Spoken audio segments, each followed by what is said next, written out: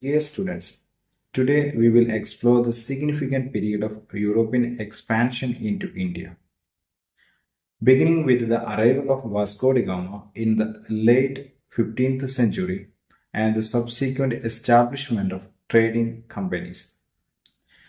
The Portuguese, they came in the year 1498 when the Portuguese explorer Vasco da Gama, who reached Calicut port, and he was warmly received by the Zamorin, then the local ruler of Malabar coast. The Vasco da Gama, who returned to Portugal the following year, in 1500, Pedro Alvarez Cabral, who arrived in India and followed by Vasco da Gama's second trip in 1502. The Portuguese established trading stations at various places such as in Calicut, Kannanur, and Cochin. The Francis de Almeida was the first governor of Portuguese in India, who was succeeded by the second governor of Portuguese in India, Alfonso de Albuquerque, in 1509. Albuquerque captured Goa from the ruler of Bijapur in 1510, and that became the capital of Portuguese settlement in India. He also captured Malacca and Ceylon and built a fort at Calicut. Albuquerque encouraged the marriages between Portuguese men and Indian women, which indicating and that's for the purpose of solidifying the presence in Indian subcontinent. By the end of 16th century, the Portuguese influence had declined in Indian subcontinent because they lost most of their possessions except Goa and Diu and Daman. The next European power they arrived in India was the Dutch East India Company, which was established in 1602, and Dutch merchants set up settlements at Masulipatanam, Pulicat, Surat, Karaikal, Nagapattinam, Chainsura, and Kasimbasar. They became a dominant trading power in the east by the 17th century, especially after overtaking the Portuguese. The Pulicat was their main center, later replaced with Nagapattinam. However, as the 17th century progressed, the English began to rise as a significant colonial power in, in all over the world, particularly in India. The Dutch faced competition and eventually they lost their settlements to the British East India Company.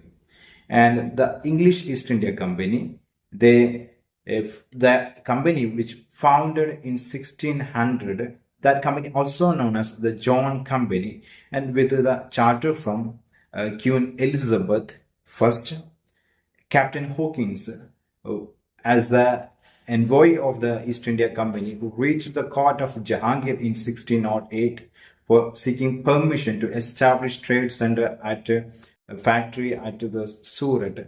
And earlier, the Jahangir denied, but in 1612, Farman issued by the Jahangir, then Emperor of Mughal India, and which led to the establishment of first factory of the English East India Company at Surat in 1613.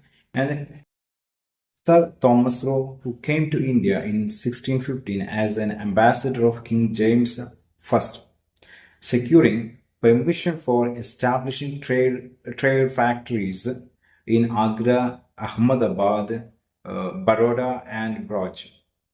The company acquired Bombay from Charles II in 1668, and in 1639 Francis Day, who founded Madras, where they built Fort St. George, and by 1690 Job Charnock, who established a factory at Sapnondi, which later grew into the city of Calcutta, and Calcutta eventually became the headquarters or capital of British India, and joining Bombay and Madras as the key presidency towns in Indian subcontinent.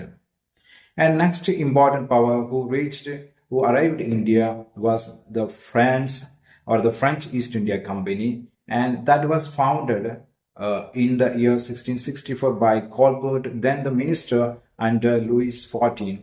Their first factory was set up at Surat by Francis Karen, followed by a factory at Masulipatanam by Marakara. Francois Martin, who founded Pondicherry in the year 1673, and which became the center of operations of the French East India Company in Indian subcontinent. Other French factories included Chandranagar, Mahi, Karaikal. Francois Martin served as the first governor of Pondicherry. The Denmark also established some trade settlements in India as well.